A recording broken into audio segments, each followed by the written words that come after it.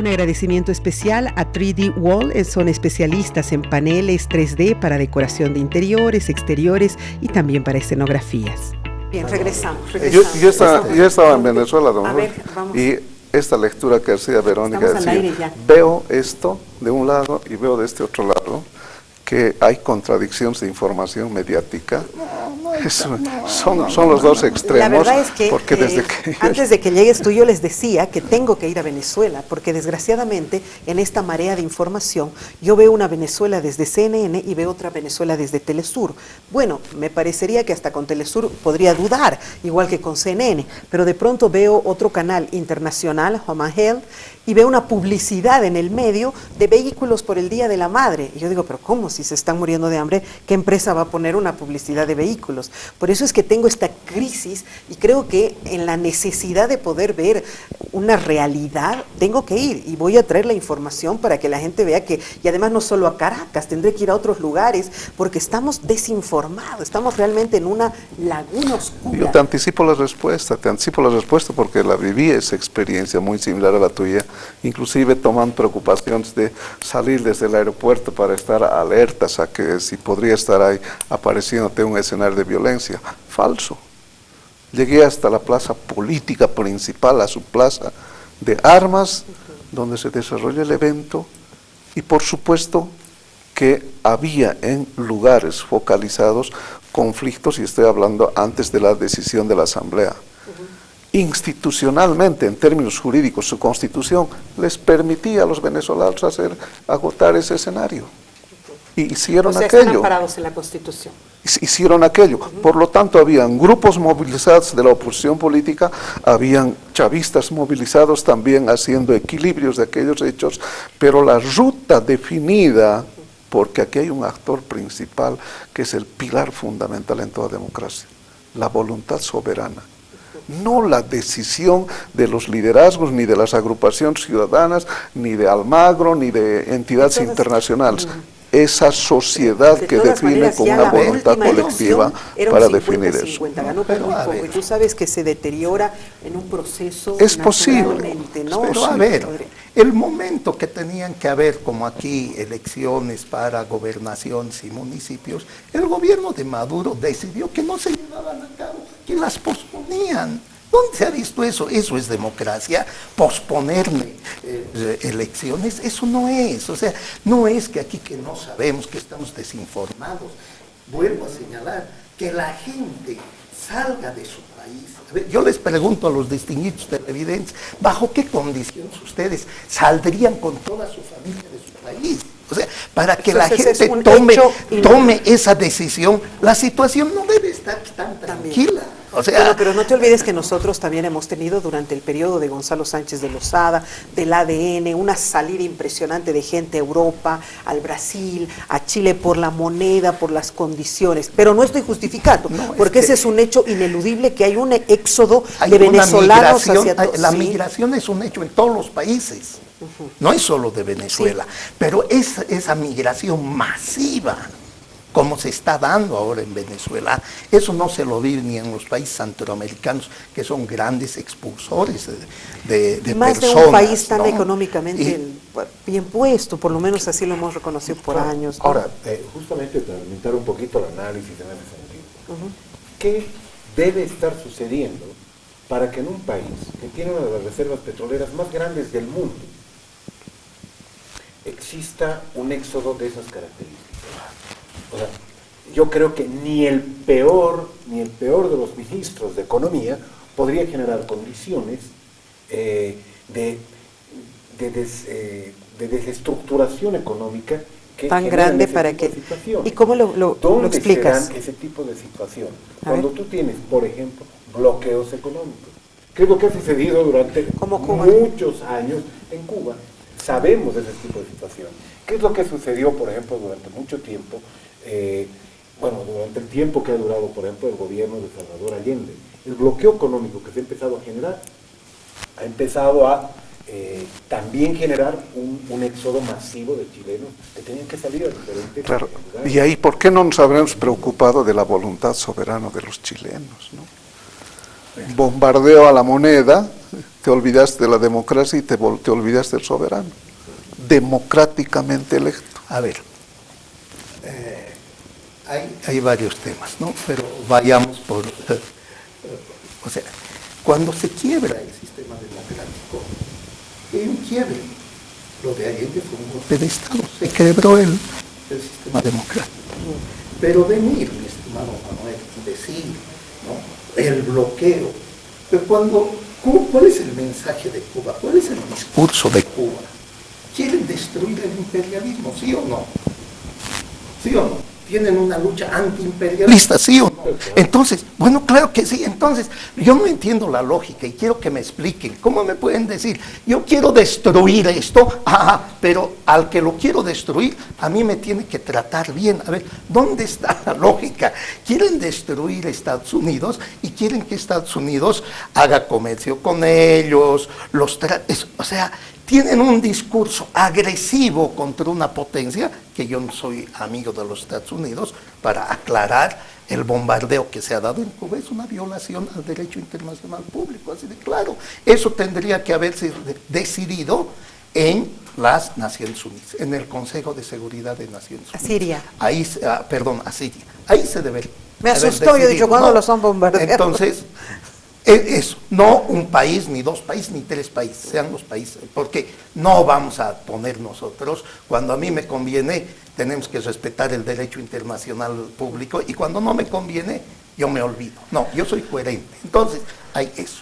Entonces, que ahora hablen de bloqueos como una justificación a una situación económica desastrosa, ¿no? Porque Uruguay es también un país de orientación de izquierda, progresista, todo. ¿Y qué pasa con la economía uruguaya? Aquí en Bolivia podemos hablar de la economía, pero no estamos como en Venezuela. Entonces, ¿qué ha pasado? A que Estados Unidos se la ha agarrado con Venezuela, no con Bolivia, no con el Uruguay. No, es que no hay lógica en esa explicación. Ahí ha habido un mal manejo, hay una corrupción increíble, y estos son los resultados. Ahora está viviendo Venezuela eso. Sino, ¿por qué no ha tenido la misma situación Ecuador con el señor Correa? A ver, explíqueme. O sea, le echamos la culpa al imperialismo cuando principalmente son errores y delitos internos que se han cometido en Venezuela. Solo una consulta. Sí, adelante. ¿Existen medidas de bloqueo económicas contra Venezuela en este momento de parte de Estados Unidos? Claro que existen, claro que existen. ¿No? Yo quiero ir un poco a la conclusión a la que llevó la Cumbre de las Américas, que fue una conclusión a la que todos creo que nos adscribimos. Uno de los grandes flagelos que todavía hay en nuestra América es el tema de la corrupción. Vimos sorprendidos los videos de Mamani allá en el Perú, donde se hablaba, pero con toda naturalidad, del porcentaje que se logra de una obra, de ahí vas a sacar el 10%, el 15% de cada obra que se apruebe en el Parlamento, los alcaldes te van a dar, es decir, hemos visto azorados esa clase política enquistada todavía en nuestros países. La conclusión final fue la lucha contra la corrupción, y nuestro presidente tomó la palabra para decir que no vaya a ser que con ese pretexto se quiera afectar a países democráticamente respaldados. ¿De verdad tenemos una clase política tan despreciada? Yo creo que esta es una generalidad de todos los gobiernos, ¿no? En todas las latitudes. De pronto se pensaban que los gobiernos del primer mundo no tenían estos, pero simplemente para recordar la Enron, ¿qué fue? ¿No? En México, ¿qué fue? En Centroamérica, ¿qué ocurrió? En Alemania, con el tema de Volkswagen. Estamos hablando de todas las sociedades, estamos hablando de todos los gobiernos que se han vuelto en estos, y no creo que sea exclusividad de América Latina. Lo que sorprende es que hayan entrado dos conceptos en el debate: corrupción y democracia. Y democracia con una intencionalidad, reitero, de hasta inmoral, porque jamás había interesado al gobierno del norte el que tengamos estabilidades democráticas, sino más bien eran quienes planificaban, sí, respaldaban, propiciaban los golpes de Estado en América Latina. Entonces, lo que queda claro, y creo que ese ha sido un sentimiento generalizado, de que hay que lograrnos mecanismos de lucha contra la corrupción, que hay que provocarnos alianzas estratégicas de lucha contra el narcotráfico, que es parte, ¿no? Es un pulpo la corrupción que tiene una generalidad de efectos multiplicadores que hacen daño a cada uno de los estados. Es una tarea de responsabilidad, pero en cuanto al segundo componente, yo creo que hay, más allá de las diferencias, y siguiendo el ejemplo de don Julio, y yo acabo con esto mi participación, aún teniendo razón, aunque de mi parte, yo soy pues el que pueda definir si soy soberano cubano para ver si voy a seguir o no la corriente capitalista. ¿Quién me podría imponer a que yo sea un subordinado más como país al capitalismo? Por eso hay una revolución que ha liberado un país, pero está bien que reaccione Estados Unidos y porque los otros países también puedan servilmente hacer un mismo bloqueo económico en contra de un Estado. Que decidan los cubanos, ¿no? que les permitan a los cubanos ir, lo que propuso hace años el ciudadano cubano Payano, dijo, haremos un referéndum, un plebiscito con veedores internacionales y decidiremos, ¿queremos la dictadura de los señores Castro o no queremos? ¿O queremos otro sistema? ¿Por qué no lo hacen eso? Si fuese un país democrático, entonces se hubiera llevado a cabo eso. Okay, ¿no? De nuevo se me han ido hacia otro y lado. La corrupción no tiene ideología, sí. no es de izquierda ni de derecha. No, por supuesto, imagínate lo que hemos vivido. La corrupción hay que sancionarla, ¿no? Y decir que ahora el norte estaba preocupado, no, es un fenómeno que ha afectado a todos. Lo que está pasando en el Brasil con Odebrecht, ¿no? Y sus tentáculos en toda América Latina, pues es solo un ejemplo. Pero en otros países, esa división de poderes está haciendo lo que ha hecho en Perú, que el señor Pedro Pablo Kuczynski se vaya a su casa, porque le han dicho, señores, o usted se va a su casa, o nosotros, un parlamento, y los jueces le han dicho, lo seguimos investigando, ¿no? Eso no sucede en nuestro país. O sea, independencia de poderes. Independencia. ¿No? Aquí se ha pedido, señores, queremos que se investigue todos los contratos de OAS. Ah, no, eso no se va a investigar. ¿Por qué no se va a investigar? ¿Por qué no se puede investigar? ¿No? Entonces, lo que ha sucedido en YPFB, porque ¿dónde están? Han habido tantas denuncias de corrupción en YPFB. Pero está detenido el hombre, uno de los hombres más fuertes. Y los otros casos de corrupción, que se lo encontró un gerente general con la plata en su camioneta. ¿No? El tema de Fondio sigue dando vueltas y vueltas. Entonces, cuando no hay separación de poderes, cuando no hay una verdadera división, suceden estas cosas y los gobiernos totalitarios justamente hacen eso y por eso se relaciona democracia con corrupción. ¿Quién investiga a los señores Castro en Cuba? La justicia cubana no puede, si son militantes del Partido Comunista. ¿Quién investiga a la familia del señor Maduro en Venezuela? La justicia venezolana, que está controlada por el gobierno. Yo me pregunto, por eso es la relación corrupción y democracia. Cuando hay separación de poderes, como hay en Uruguay, como hay en Brasil, como hay en Perú, las cosas son diferentes. ¿Qué injerencia tiene, Manuel, una cumbre de estas características en un país como el nuestro, como Venezuela, como cualquier país, como el Perú, en caso de que se dieran situaciones de corrupción, de falta de democracia, en fin? ¿Qué injerencia tiene una cumbre? El hecho de que todos se pongan de acuerdo y tomen una determinación o hagan un planteamiento, ¿pesa realmente? Obviamente esto no es vinculante, ni mucho menos. Evidentemente no es vinculante, pero ¿Es sí vinculante? establece un compromiso político. Cuando tú firmas un acuerdo, estás estableciendo que vas a priorizar ciertos temas y vas a ejecutar cierto tipo de medidas, que son las que se han establecido, creo que son 50 y tantas los elementos en los que han coincidido, y son mecanismos sobre los que se han trabajado en esta cumbre, para luchar contra la corrupción de manera coordinada, de manera organizada. Eso evidentemente establece un compromiso. ¿No? Pero no obligatorio, reitero. Una cosa es la declaración que se hace y otra cosa son los acuerdos, los compromisos que se asumen, que eso sí tienen un carácter vinculante. Los compromisos tienen un carácter vinculante. Pero más allá de todo eso está evidentemente la voluntad política. ¿Sí? O sea, creo que todos los presidentes han coincidido en ese tema. Ahora, a mí me preocupa también la otra cara de la moneda. Le estamos vendiendo al mundo una idea de que somos un continente bananero. Así, totalmente. ¿No? Sí, o sea, donde los no conflictivos existe eternos, institucionalidad, donde no existen democracias, donde no existen autoridades, leyes, reglas. Es decir, se está vendiendo una idea de que hemos retrocedido a los años 60 y esto no es así. No es así. La corrupción, evidentemente, lo decía don Julio, lo decía también René, no tiene ideología, no es patrimonio ni de la izquierda ni de la derecha. ¿Sí? O sea, los corruptos no son partidarios o sea, son partidarios de su bolsillo, evidentemente. Tengo la nota de Cuba que se retira toda la delegación para cerrar casi el programa. Permítanme, por favor, colocarla.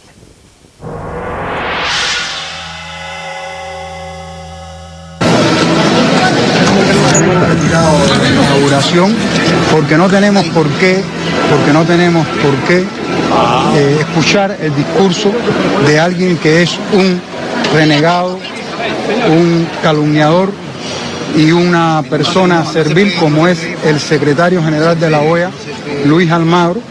Ni la OEA ni Almagro tienen ninguna autoridad ni ninguna moral para emitir juicio sobre Cuba y sobre los pueblos de nuestra América. ¿Se retira solo de la inauguración? Nos hemos retirado solamente de la inauguración después de escuchar las palabras expresadas por el presidente del Perú, Martín Vizcarra, a quien hemos escuchado con mucha atención y con mucho respeto. Muchas gracias.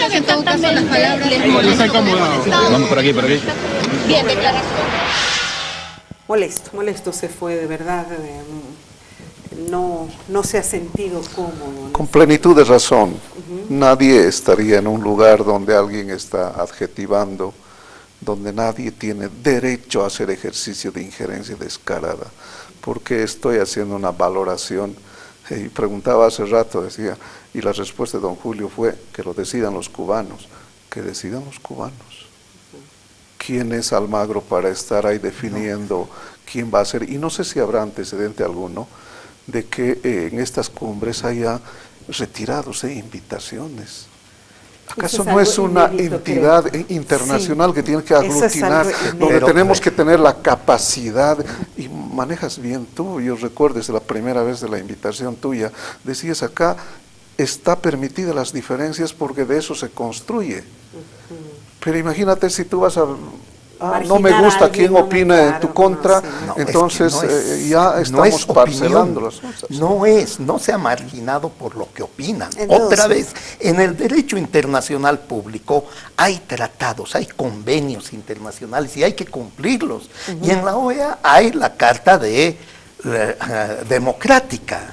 Y en la Carta Democrática señala, señores, en su país tiene que haber un sistema democrático, si no, no puede estar en este club. Antes de hoy, entonces, pero discúlpame, ellos están en un periodo democrático en este momento. ¿Quiénes? Venezuela. No, los cubanos, estamos hablando de los cubanos. Venezuela. Pero Venezuela. ¿quién no se lo ha invitado a Venezuela?